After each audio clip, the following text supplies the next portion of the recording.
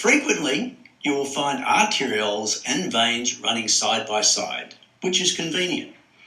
Arterioles are hard to tell from venules, so do what I have done and look for smooth muscle cells in their media.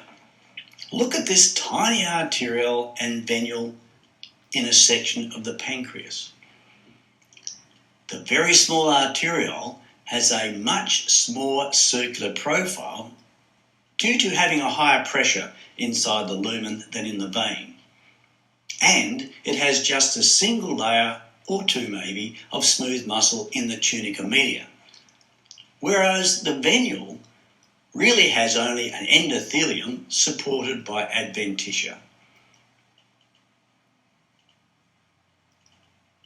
But in this image, in the same section of pancreas, the venule is larger.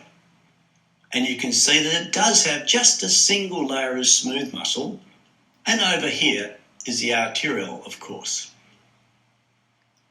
So I hope by now you are quite clear on how to distinguish between a very small artery or arteriole and a corresponding very small vein or venule. Remember earlier I said that if an artery can always be found in a particular place, it's called an artery. Whereas those that are too variable to be named in your gross anatomy textbook are often dismissed as arterioles. Well, those previous images I just described of arterioles are named arteries of the kidney. They were in fact interlobular arteries and also interlobular veins.